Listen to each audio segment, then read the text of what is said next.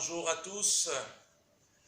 Je vous bénis au nom du Seigneur Jésus-Christ.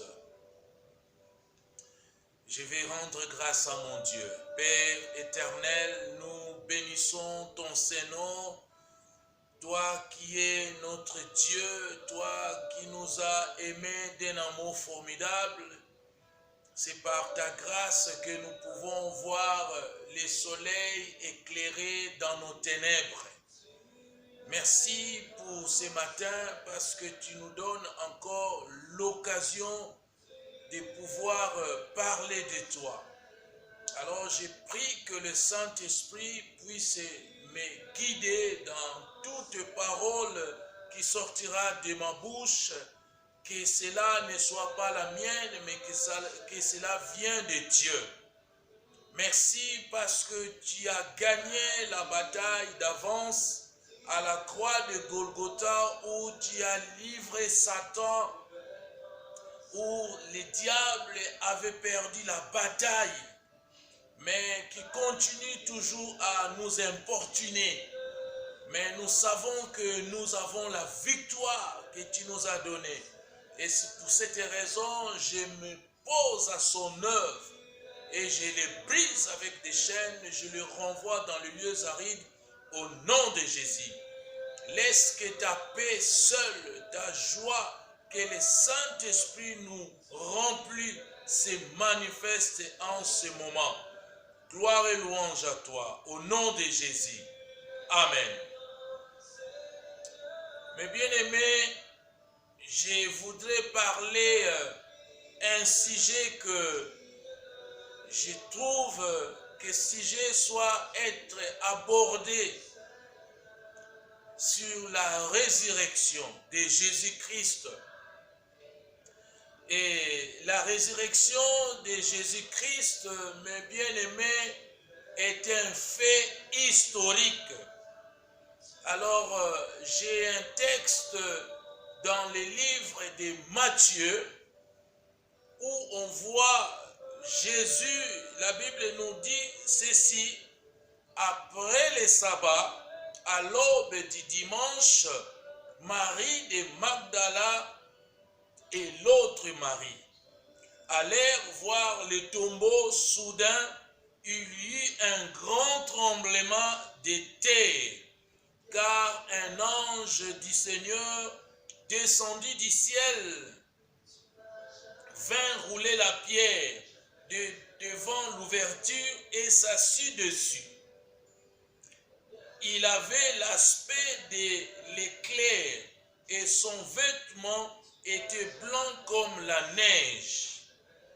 Les gardes tremblèrent de peur et devinrent comme morts. Mais l'ange prit la parole et dit aux femmes: quant à vous, n'ayez pas peur, car je sais que vous cherchez Jésus, celui qui a été crucifié. Il n'est pas ici, car il est ressuscité comme il avait dit. Venez voir l'endroit où le Seigneur était couché et allez vite dire à ses disciples qu'il est ressuscité. Il vous précède en Galilée. C'est là que vous le verrez. Voilà, je vous l'ai dit. Alléluia. Mais bien-aimés, vous savez, la résurrection de Jésus-Christ est un fait historiquement solide, attesté, un fait réel. Mais Jésus, il a été mis au tombeau. La Bible nous dit dans Matthieu chapitre 27, au verset 57, le soir venu, arriva un homme riche d'Arimathée du nom de Joseph, qui lui aussi était un disciple de Jésus. Il alla trouver Pilate et demanda le corps de Jésus. Alors Pilate ordonna de lui remettre. Joseph prit le corps, l'enveloppa dans un drap de lin pur et le déposa dans un tombeau neuf qu'il s'était fait creuser dans la roche plutôt, puis il roula une grande pierre à l'entrée du tombeau et s'en alla. Marie de Magdala et l'autre Marie étaient là aussi. Mais par contre, qu'est-ce qui va se passer une fois que le corps du Seigneur est mis au tombeau? Des gardes surveillent le tombeau.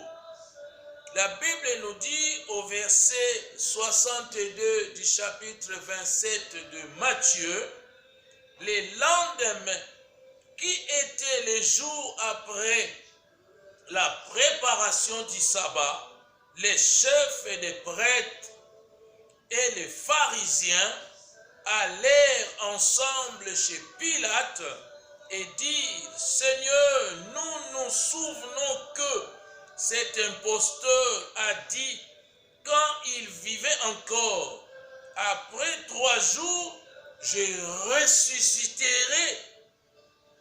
Ordonne donc que le tombeau soit gardé jusqu'au 3e jour, afin que ses disciples ne viennent pas voler les corps et dire au peuple: il est ressuscité. Cette dernière imposture serait pire que la première. Pilate leur dit: vous avez une garde, allez-y, gardez-le comme vous le souhaitez. Ils s'en allèrent et firent surveiller les tombeaux par la garde après avoir scellé la pierre. Alléluia. Mais bien-aimés, on voit de quelle manière le tombeau du Seigneur a été gardé par des soldats romains. Mais qu'est-ce qui va se passer après la mise au tombeau du corps de notre Seigneur Jésus-Christ? Joseph d'Arimathée, un homme riche, membre du Sanhédrin, et par contre ne s'était pas associé aux autres membres du conseil dans leur décision de livrer Jésus à Pilate. Il apparaît clairement comme un disciple jusqu'à présent. S'il avait été un disciple en secret, à partir de maintenant, il accepte de courir des risques. Il prend des risques. Il se rend courageusement vers Pilate et lui demande la permission d'ensevelir son Seigneur. Et la crucifixion semble lui avoir donné le courage nécessaire pour aller trouver Pilate. Les corps ne devaient pas rester pendus aux croix toute la nuit, de peur que le pays ne soit souillé, comme nous dit la Bible dans Deutéronome chapitre 21 au verset 22. Mais bien aimé, la mise du Christ au tombeau occupait une place importante dans les confessions de foi de l'Église primitive, car elle prouvait la réalité de sa mort. Ce qui nous dit dans la parole de Dieu dans 1 Corinthiens chapitre 15, qu'est-ce que la Bible nous dit? Au verset 3. Je lis la parole du Seigneur. Chapitre 15 au verset 3. La Bible nous dit ceci: je vous ai transmis avant tout les messages que j'avais moi aussi reçus. Christ est mort pour nos péchés, conformément aux Écritures. Voilà, mes bien-aimés, Voilà ce qui est important pour l'Église primitive. La mort de notre Seigneur Jésus-Christ prouvait réellement qu'il était mort. Et c'est grâce à sa résurrection que nous, aujourd'hui, l'Église de Jésus-Christ, nous comptons être ressuscités. Parce que la mort de Christ nous montre que nous sommes morts en Jésus-Christ et sa résurrection nous fait ressusciter avec lui. Et c'est pour cette raison que nous attendons son avènement. Alléluia. Jésus-Christ, il nous a promis, il viendra nous prendre. Alors, si Jésus est réellement ressuscité, et la Bible nous dit qu'à ceux qui sont morts, la Bible nous dit que ne vous inquiétez pas. Pourquoi? Parce que le Seigneur qui a vaincu la mort, il va ramener les morts à la vie. Alléluia. Gloire soit rendue à notre Dieu.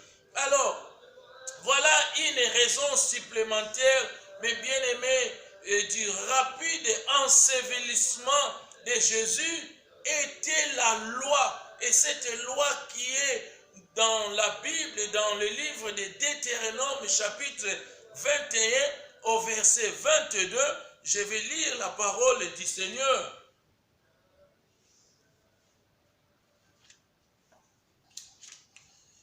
Alors, la parole de Dieu nous dit ceci, au chapitre 21, au verset 22. Si tu exécutes un homme qui a commis un crime digne de mort et que tu le pendes à une potence, son cadavre ne passera pas la nuit sur le bois.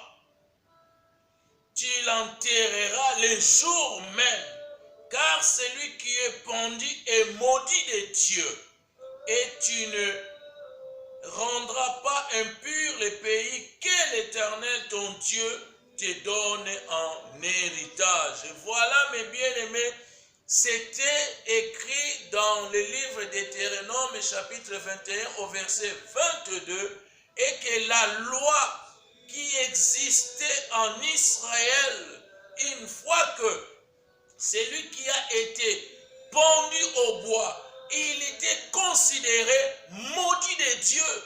Donc la mort de Jésus-Christ, il s'est fait maudit par son propre Père.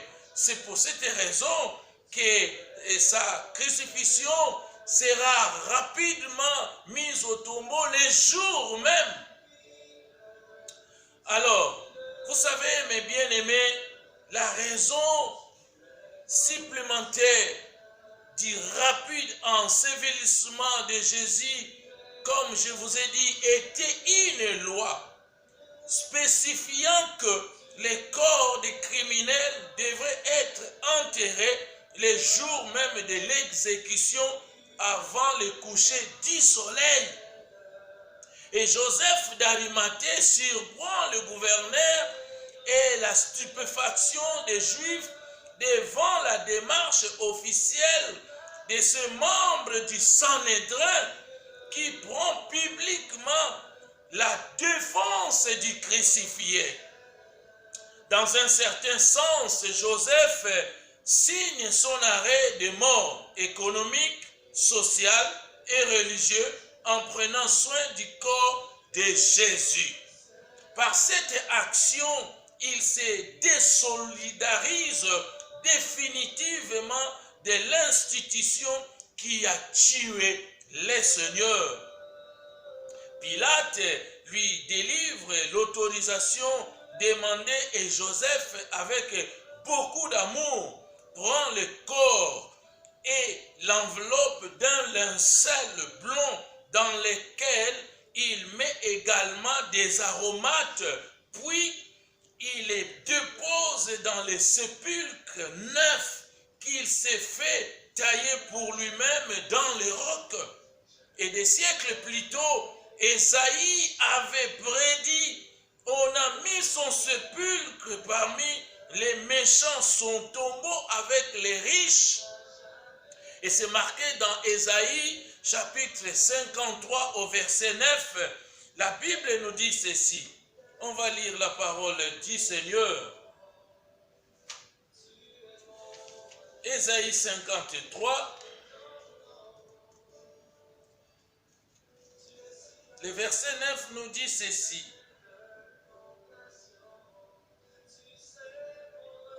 On a mis son tombeau parmi les méchants, sa tombe avec les riches, alors qu'il n'avait pas commis de violence et qu'il n'y avait pas eu de tromperie dans sa bouche. Alléluia. Oh mes bien-aimés, la résurrection de Jésus-Christ est un fait réel, un fait historique. Et dans certains sens, comme je vous ai dit, Joseph accepte maintenant de prendre le corps du Seigneur. Mais il court de vrais risques. Et quand Pilate va lui délivrer le corps de son Seigneur, et la Bible nous dit, ses ennemis avaient sans doute prévu de jeter le corps de Jésus dans la vallée de Hinnom.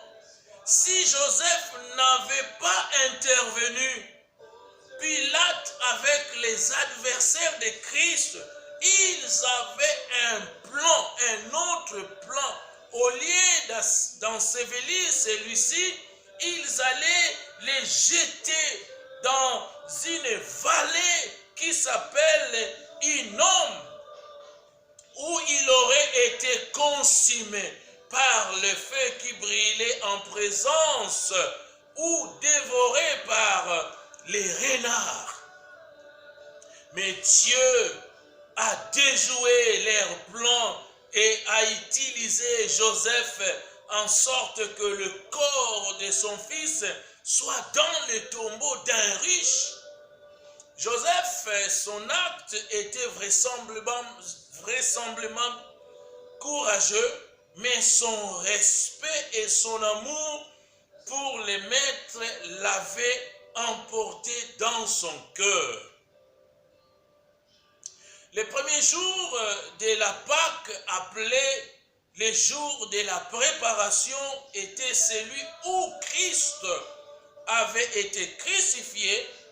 Le lendemain, les principaux sacrificateurs et les pharisiens ne se sentaient pas à l'aise, se souvenant que Jésus avait dit qu'il ressusciterait.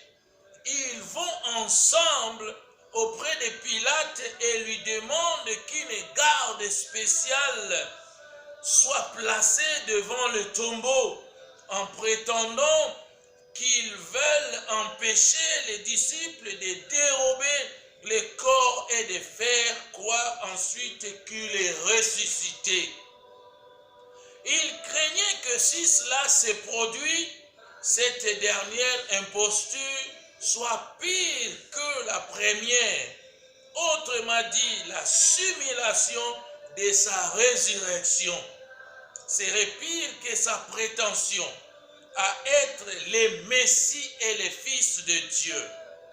Pilate met à leur disposition des soldats romains, la police du temple.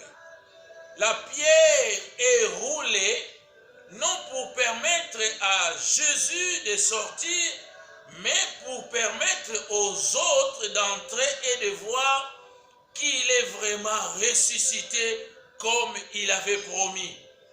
Et Matthieu démontre la nature miraculeuse de l'événement.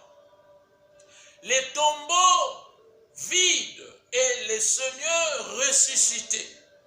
Ce dimanche, bien avant l'aurore, les deux maris viennent voir le sépulcre. À leur arrivée, il se produit un grand tremblement de terre.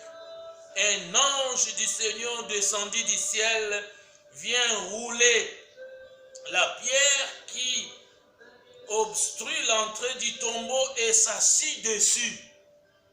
Les gardes romains, terrifiés par l'apparition de cet être radieux, vêtus d'un blanc éclatant, s'évanouissent de frayeur. L'ange qui annonce la bonne nouvelle de la résurrection aux femmes les rassure qu'elles n'ont rien à craindre. Celui qu'elles cherchent est vraiment ressuscité. Venez, voyez le lieu où il était couché. Et son message est transmis à 4 composants. Les premiers, n'ayez pas peur. N'ayez pas peur, mes bien-aimés. La réalité de la résurrection apporte la joie et non la peur. Quant à nous, nous avons peur. Souvenons-nous du tombeau vide. Et le deuxième point, il n'est pas ici. Jésus n'est pas mort. Il ne faut pas le chercher parmi les morts. Il est vivant avec les siens. Et le troisième point, venez voir. Les femmes les constatent par elles-mêmes, le tombeau est vide. Et il est toujours vide jusqu'à nos jours.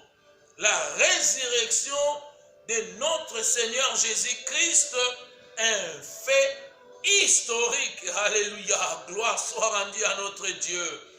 Et le quatrième point, allez vite et dire.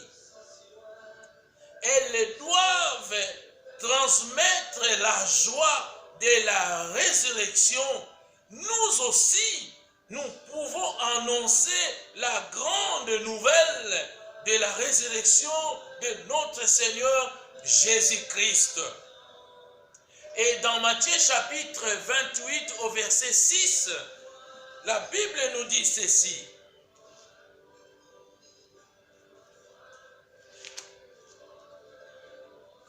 Je vais lire la parole du Seigneur. Le verset 6 nous dit ceci. Alors, il n'est pas ici, car il est ressuscité, comme il avait dit. Venez voir l'endroit où le Seigneur était couché. Le verset 7 nous dit, et allez vite dire à ses disciples qu'il est ressuscité. Il vous précède en Galilée, c'est là que vous le verrez. Voilà, je vous l'ai dit. Mes bien-aimés, le Christ est ressuscité. Si je parle de la résurrection, pourquoi? Parce qu'il nous a donné un pouvoir, il nous a mandaté. Et par le mandat que nous avons reçu de notre Seigneur Jésus-Christ, j'en ai fait des expériences de la résurrection. Depuis que je sers Dieu, par mes prières, il m'a donné l'occasion d'assister à une résurrection. J'avais rencontré un enfant de 12 ans, ça s'était passé en 2000, c'était en République démocratique du Congo. Alors que j'étais dans la parcelle de ma belle famille, et ma belle-mère est venue me voir en me disant que et papa, viens voir, il y a un enfant qui est mort. Je me suis levé pour accompagner ma belle-mère à l'endroit où l'enfant était couché. C'était en pleine rue. Et je suis arrivé, il y avait beaucoup de gens, il y avait une foule qui entourait l'enfant. Et c'est comme s'ils m'attendaient. Et ils me laissent passer. Je rentre au milieu de la foule. L'enfant était couché par terre. Et je voyais à ma gauche, il y avait une maman qui criait en sanglotant, en disant que Dieu ne laisse pas mon enfant. Mais je me suis tourné plutôt vers l'enfant qui était couché par terre et je me suis agenouillé. j'ai jeté mon regard vers le ciel et j'ai mis ma main sur le front de cet enfant et j'avais fait une prière en disant, Père, remets l'esprit de cet enfant. À l'instant même, l'enfant est revenu à la vie et j'ai pris ce garçon de 12 ans qui était mort, je l'ai amené dans la parcelle de ma belle famille. Et c'est là que j'ai commencé à interroger sa maman qui l'accompagnait. J'ai dit, maman, dites-moi, qu'est-ce qui s'était passé pour que cet enfant meure en ces lieux? Mais bien aimé, c'est une histoire trop triste. Oh, la RDC, vous devez changer votre façon de travailler. Cette femme qui m'avait expliqué l'histoire de cet enfant qui m'avait fait mal au cœur. En fait, cet enfant était tombé malade. Ils étaient hospitalisés dans un hôpital qu'on appelle Mama Yemo. Et cet enfant mourait dans l'hôpital. Et le docteur est venu voir la femme pour lui demander de sortir le corps de l'enfant qui était mourant. Les médecins lui avaient dit, écoutez madame, comme vous n'avez pas de moyens de payer les soins médicaux, si l'enfant meurt dans cet hôpital, l'hôpital sera obligé de conserver le corps jusqu'à ce que vous allez trouver de l'argent. Donc cette pauvre femme qui prend l'enfant qui était déjà mourant, et la pauvre femme avec un garçon de 12 ans, vous vous rendez compte, elle commence à traîner l'enfant sur son dos à partir de l'hôpital de Mama Yemo. Ceux qui connaissent cet hôpital à Kinshasa. Et cette femme s'est dirigée dans un quartier qu'on appelle Bumbu, plus haut vers l'hôpital psychiatrie. Mais bien, c'est grave. Et arrivé au croisement de Sayo et Ngiringiri, et c'est là que l'enfant va s'éteindre. Et heureusement, ma belle-mère avait une table qu'elle vendait des choses qu'on avait amenées de la France. Elle est venue me voir en me disant, papa, viens voir. Et c'est comme ça que j'ai rencontré cette famille.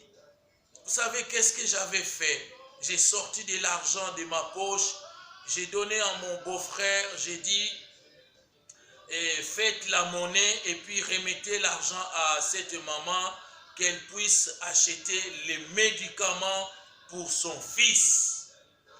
Mais bien aimé, après mon retour en France, 3 mois après, ma belle famille va m'annoncer une nouvelle que le père de cet enfant était venu me chercher pour me remercier du fait que son enfant qui était décédé était revenu à la vie, selon l'histoire sa femme va lui raconter. Mais bien aimé, à travers cette résurrection que moi-même j'avais expérimentée, me donne le courage de vous parler de la résurrection de Jésus-Christ. Mais bien aimé, la résurrection de Jésus est la clé de la foi chrétienne. Pourquoi? 1. Comme il avait promis, Jésus est ressuscité. Nous pouvons donc lui faire confiance. Il accomplira toutes ses promesses. 2. La résurrection prouve que le royaume éternel de Dieu est gouverné par le Christ vivant et non par un imposteur ou un faux prophète. Et 3. La résurrection garantit notre propre résurrection aussi. Alléluia. La mort physique n'est pas la fin. Il y a une vie après la mort. C'est ce qu'on appelle la vie d'au-delà. Et le quatrième point, la puissance avec laquelle Dieu a ramené Jésus à la vie est celle qui intervient pour donner la vie à notre être moralement et spirituellement mort, pour les transformer et les faire grandir. Alléluia. Et le cinquième point, la résurrection est la base du témoignage de l'Église. Comme je viens de vous donner le témoignage de cet enfant de 12 ans qui était décédé en RDC, qui était revenu à la vie. Mais bien aimés, l'Église devant le monde, nous témoignons de la résurrection de notre Seigneur Jésus. Et plus qu'un simple chef humain, il est le Fils de Dieu. Le Christ est le Fils de Dieu. Et voilà que la résurrection, mes bien-aimés, l'Église doit être fière. Pourquoi? Parce que nous avons un Seigneur ressuscité. Alléluia. Et qu'est-ce que la Bible nous dit au verset 7? L'ange va mandater alors les femmes pour aller promptement communiquer la glorieuse nouvelle à ses disciples. Alléluia. Le Seigneur est de nouveau vivant. Oh, c'est une joie d'entendre une nouvelle que le Seigneur, mis au tombeau, est revenu à la vie et il les attend à Galilée. Tandis qu'elles sont en route vers les disciples, Jésus leur apparaît et leur dit tout simplement, je vous salue. Aussitôt, elle tombe à ses pieds et l'adore. Il leur dit alors lui-même de prévenir ses disciples qui les verront en Galilée. Mais eux, par crainte des chefs religieux, restent cachés et enfermés à Jérusalem, comme la Bible nous dit dans Jean chapitre 20 au verset 19. Il les rencontrera donc d'abord dans leur cachette, dans Luc chapitre 24 au verset 36, puis en Galilée, dans Jean chapitre 21. Alléluia. Les soldats soudoyaient pour mentir. Mais bien aimé, la Bible nous dit au verset 11, les chefs religieux soudoient les gardes. Pendant qu'elles étaient en chemin, quelques hommes de la garde entrèrent dans la ville et annoncèrent aux chefs des prêtres tout ce qui était arrivé. Après s'être réunis avec les anciens pour tenir conseil, ceux-ci donnèrent une forte somme d'argent aux soldats avec cette consigne: dites que ces disciples sont venus de nuit voler les corps pendant que vous dormiez. Et si le gouverneur l'apprend, nous l'apaiserons et nous ferons en sorte que vous n'ayez pas d'ennui. Les soldats prirent de l'argent et se conformèrent aux instructions reçues, et ces récits des événements se propageaient parmi les Juifs jusqu'à aujourd'hui. Alléluia. Ils cherchent à dissimuler la résurrection de Christ. Mais bien aimés, à peine ont-ils repris connaissance que quelques hommes de la garde se rendent d'un air pénode chez les principaux sacrificateurs pour leur communiquer la nouvelle. Ils ont failli à leur mission. Le tombeau est vide. On imagine aisément la consternation des chefs religieux. Les sacrificateurs tiennent conseil avec les anciens pour arrêter une stratégie. En désespoir de cause, ils achètent les soldats pour qu'ils racontent l'histoire incroyable que pendant qu'ils dormaient, les disciples sont venus dérober les corps de Jésus. Cette explication soulève plus de problèmes qu'elle n'en résout. Pourquoi les soldats dormaient-ils alors qu'ils devaient être sur leur garde? Comment les disciples auraient-ils pu rouler la pierre sans les réveiller? Comment se fait-il que tous les soldats se soient endormis en même temps? Et s'ils dormaient, comment savaient-ils que ce sont les disciples qui ont dérobé les corps? Et si cette histoire était vraie, pourquoi fallait-il payer les soldats pour qu'ils la racontent? Si les disciples ont dérobé les corps, pourquoi ont-ils pris le temps de retirer les bandes et de plier les linges qui avaient été mis sur la tête de Jésus? Au verset 14, si les soldats en cause étaient romains, on peut penser que la responsabilité du tour de garde avait été déléguée par Pilate au Sanhédrin, qui à son tour pourrait alors persuader les gouverneurs de ne pas punir les manques de vigilance de ces hommes. En fait, les soldats ont été payés pour raconter une histoire qui pouvait leur coûter cher. La loi romaine punissait de mort les soldats qui dormaient pendant son service. On comprend que les autorités juives aient promis aux gardes d'intervenir en leur faveur au cas où leur histoire parviendrait aux oreilles du gouverneur. Les Sanhédrins apprenaient ainsi que si la vérité éclate d'elle-même, les mensonges appellent d'autres mensonges. La résurrection de Jésus provoque déjà le trouble à Jérusalem.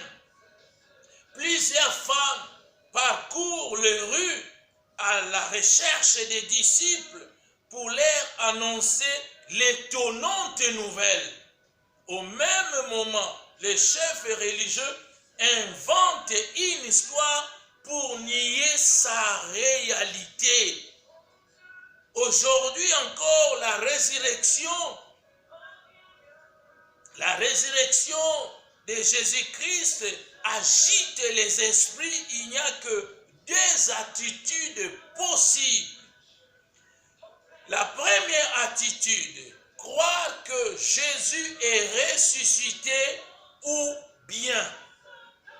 La deuxième attitude, refuser de voir la vérité en face et nier la résurrection en l'ignorant ou en tentant de lui trouver une explication qui supprime les surnaturels.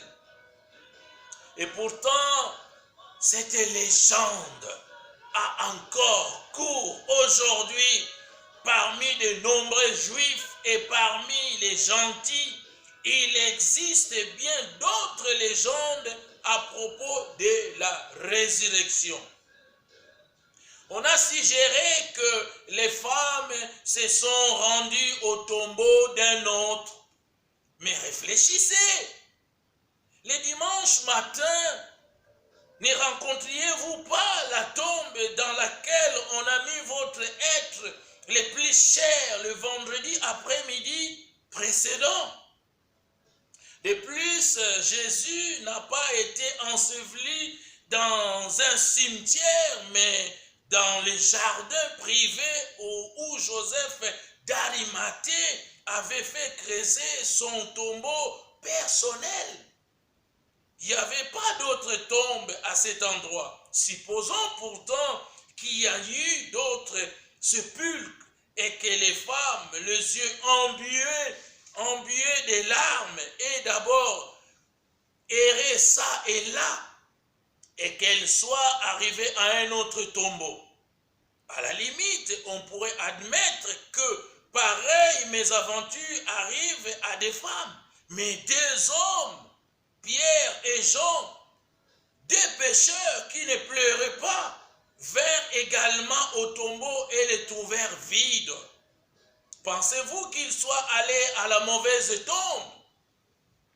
Il y a plus encore, quand ces femmes sont entrées dans le tombeau et qu'elles ont constaté qu'il était vide, un ange s'est tenu là et il leur dit, il n'est pas ici, il est ressuscité. Venez, voyez le lieu où il était couché. Pensez-vous que l'ange se soit lui aussi trompé des sépulcres? Eh bien, cette théorie absurde est défendue par des hommes réputés sensés. D'autres ont avancé l'idée que Jésus n'était pas mort, mais que dans la fraîcheur de la tombe, il est sorti de son profond évanouissement. Rappelez-vous cependant qu'une lourde pierre scellée par l'autorité romaine fermait l'entrée du tombeau. De l'intérieur, personne n'aurait pu dégager la pierre des encoches dans lesquelles elle s'était immobilisée et la faire remonter le plan incliné. Alléluia! Jésus n'est pas sorti du sépulcre comme un invalide anémique. La simple vérité est que la résurrection du Seigneur Jésus-Christ est un fait historique solidement attesté. Alléluia. Gloire soit rendue à notre Dieu. Oh, mes bien-aimés, il s'est lui-même présenté vivant à ses disciples après sa passion. Pensez à ces nombreuses rencontres où il est apparu aux siens. Il est apparu à Marie de Magdala. Il est apparu aux femmes sur la montagne en Galilée. Il est apparu à Pierre. Il est apparu aux deux disciples sur le chemin d'Emmaüs. Il est apparu aux disciples sans Thomas. Il est apparu aux disciples avec Thomas. Il est apparu aux 7 disciples sur le bord de la mer de Galilée. À plus de 500 croyants, comme nous dit la Bible dans 1 Corinthiens chapitre 15 au verset 6. Il est apparu à Jacques dans 1 Corinthiens chapitre 15 au verset 7. Et il est apparu aux disciples sur la montagne des Oliviers dans le livre des Actes, chapitre 1er du verset 3 au verset 12. Notre foi chrétienne repose, mes bien-aimés, si une pierre maîtresse, inébranlable.